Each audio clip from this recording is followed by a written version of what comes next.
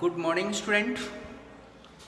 आज वापस से अपनी क्लास रिस्टार्ट हो रही है और इनमें से सबसे पहले मैं जो चैप्टर स्टार्ट कर रहा हूँ वो है चैप्टर नंबर 7 का वीडियो फर्स्ट है।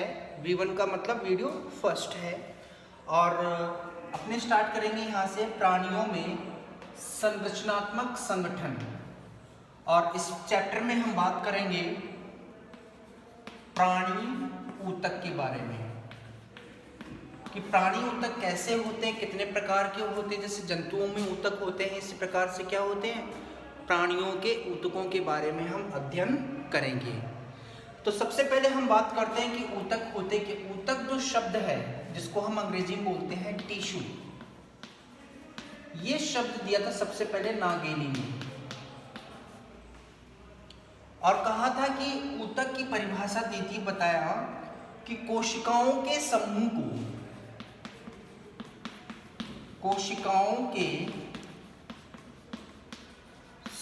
को हम क्या कहते हैं, ऊतक कहते हैं।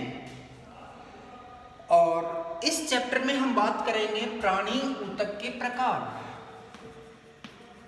कितने प्रकार होते हैं।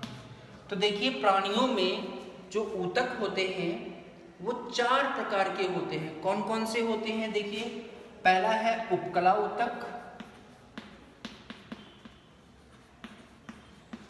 दूसरा है यहाँ पे संयोजी ऊतक, तीसरा है यहाँ पे पेशी ऊतक और चौथा है यहाँ पे तंत्रिका ऊतक। ये 4 प्रकार के ऊतक होते हैं जो प्राणियों में मुख्य रूप से पाए जाते हैं। ओके, और इन्हीं ऊतकों को हम डिटेल से अध्ययन करेंगे। तो सबसे पहले हम लेंगे यहाँ पे उपकला ऊतक के बारे में बात करेंगे।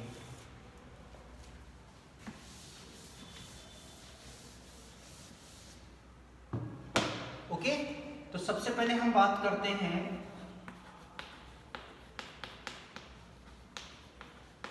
उपकला ऊतक के बारे में बात करते हैं।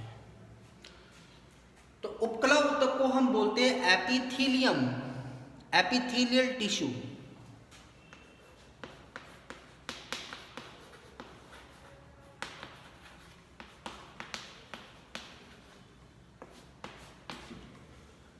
क्योंकि बताया हुआ है कि आपको अंग्रेजी के शब्दों का भी उपयोग या प्रयोग करना है, तो इसमें सबसे पहले हम बात करेंगे एपिथेलियल टिश्यू की।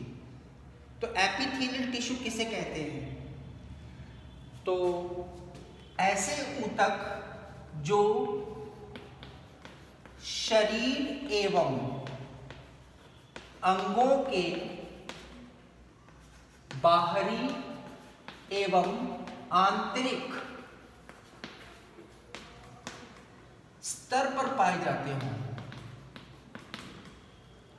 जैसे त्वचा पर, त्वचा का बाहरी स्तर और त्वचा का आंतरिक स्तर, आहार नाल का बाहरी स्तर, आहार नाल के अंदर का स्तर।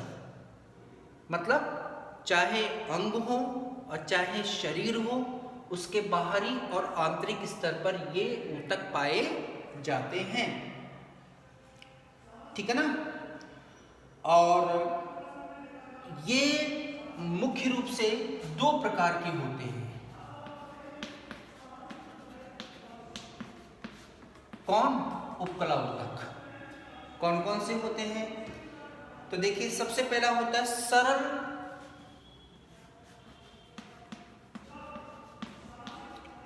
उपकला। तो बेटा सरल उपकला का मतलब क्या होता है? ऐसी कोशिकाओं का जो समूह जिसमें, या हम कह सकते हैं समान प्रकार की कोशिकाओं के समूह को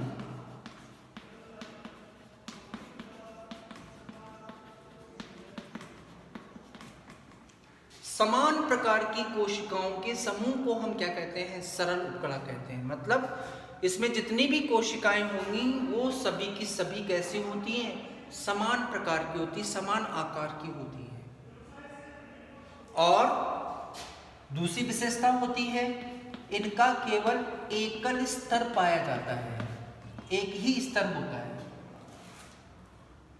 ठीक है ना। अब कहते हैं कि सरल वापस से डिवाइड किया हमने, तो सरल जो होती है ना इसके भी क्या होते हैं प्रकार, कौन कौन से होते हैं। तो सबसे ये भी कितने प्रकार की होती हैं, ये भी 4 प्रकार की होती है। 3 प्रकार दे रखे हैं मुख्य रूप से इसके। कौन?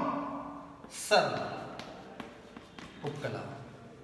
तो सरल उपकला भी कितने प्रकार की होती है? 3 प्रकार की होती है। कौन कौन सी होती है वो मैं अभी आपको बता रहा हूं यहां पे।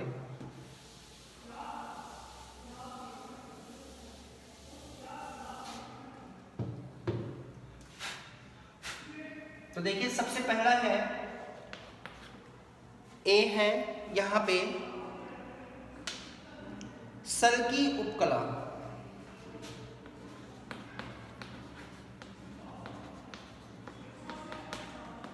तो देखिए सल्की उपकला की जो संरचना होती है, हम सबसे पहले हम बात करते हैं इसकी संरचना की। तो इस ऊतक की सभी कोशिकाएं जो होती हैं, एक तो होती हैं चपटी, अनियमित व टाइल प्रकार की होती है। जैसे अपने घरों में हम टाइल काम में लेते हैं ना, वो तो चौकोर होती है या आयताकार होती है, लेकिन ये चपटी होती है, अनियमित होती है और टाइल जैसी होती है। ठीक है ना। जैसे अगर मैं बनाऊं यहां पे इस तरह से अनियमित आकार की,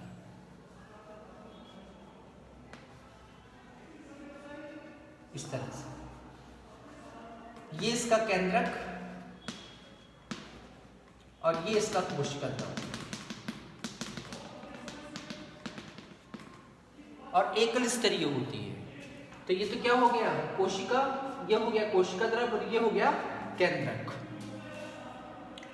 अब इसकी उपस्थिति कहाँ होती है, कहाँ होती हैं ये उपस्थित?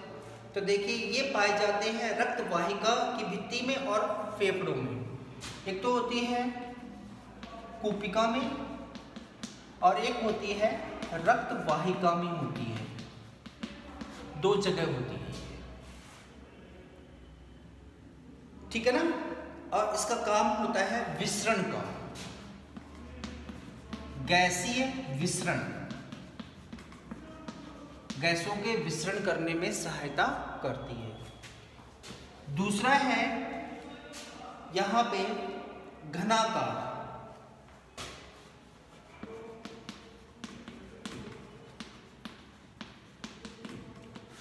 घनाकार उपकला।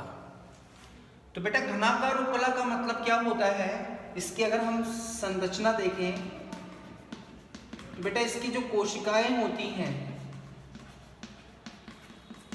ये घनाकार होती है, घन के आकार की होती है, मतलब ऐसे लंबाई चौड़ाई इनकी समान होती है।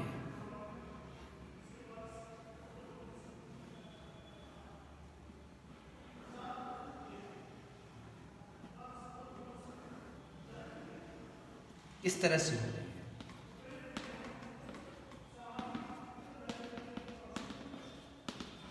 इस तरह से होती है। ठीक है। और इनकी उपस्थिति अगर हम देखें कहाँ उपस्थित होते हैं ये, तो देखिए इनकी उपस्थिति जो दे रखी है वो दे रखी है एक तो नेफ्रॉन में और ग्रंथि में।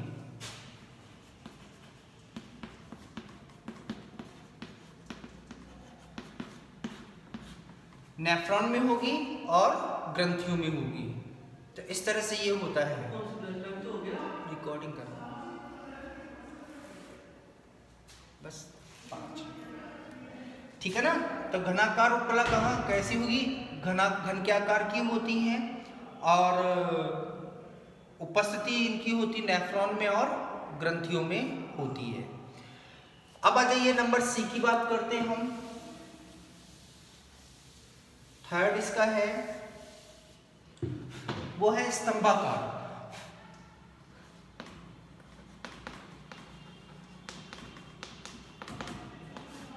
स्तंभाकार। तो बेटा इसकी संरचना होती है वो होती है स्तंभाकार होती है, स्तंभ के समान होती है और इनकी संरचना ऐसी होगी।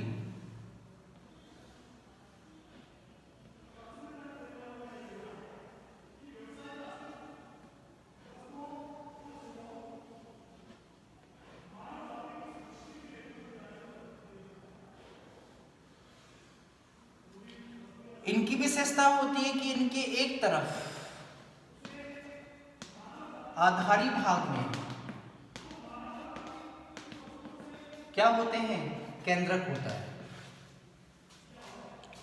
केवल आधारी भाग में केंद्रक होता है, शीर्ष भाग में या मध्य भाग में नहीं होता है।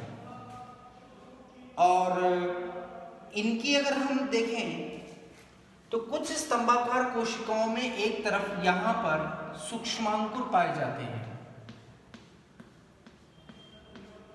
क्या पाए जाते हैं यहां पे, सूक्ष्मांकुर।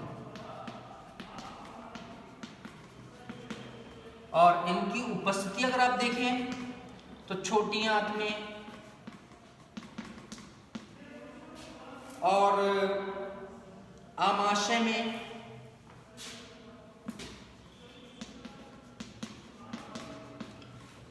कार्य अगर देखें तो ये अवशोषण का भी काम करेंगी, तो ये श्रावण का भी काम करती है।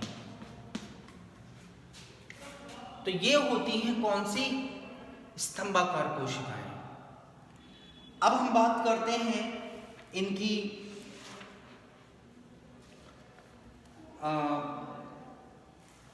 एक नोट आता है यहां पे, कौन सा, ग्रंथिल उपकला।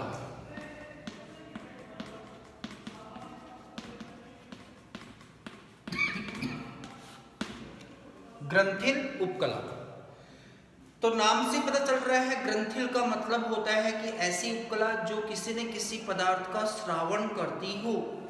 जैसे अपने शरीर में जैसे होती है किसका, लार ग्रंथि, किसका श्रावण करती है, लार का, ठीक है ना। तो लार ग्रंथि जो होती है वो लार का श्रावण करती है। और इसके अलावा श्लेष्मा का भी श्रावण होता है। कहां पर,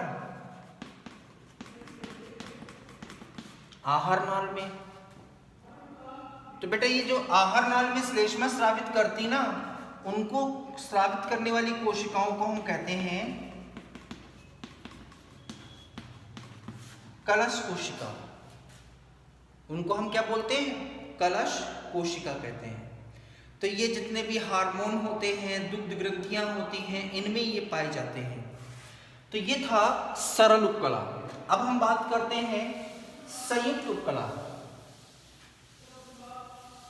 किसकी हम बात करेंगे, संयुक्त उपकला।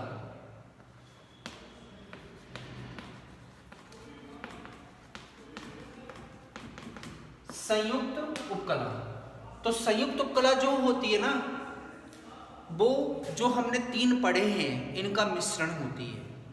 मतलब शल्की, घनाकार एवं स्तंभाकार का मिश्रण होता है, मतलब मिक्सअप होता है। और दूसरी बात, ये हमेशा कैसी होंगी, बहुस्तरीय होती है,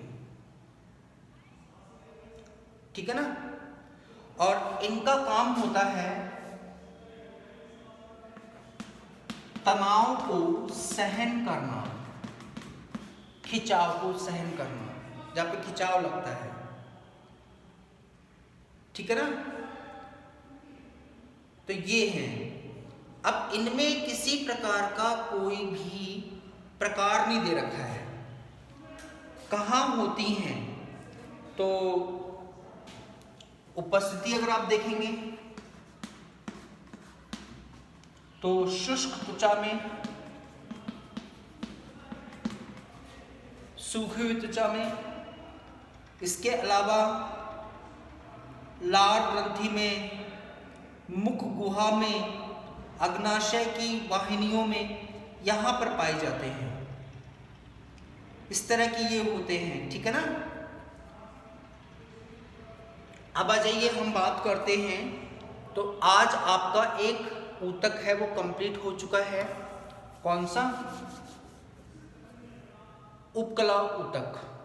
अगला ऊतक है वो हम अगले वीडियो में अध्ययन करेंगे। कौन सा? संयोजी ऊतक, जो कि जोड़ने का कार्य करता है।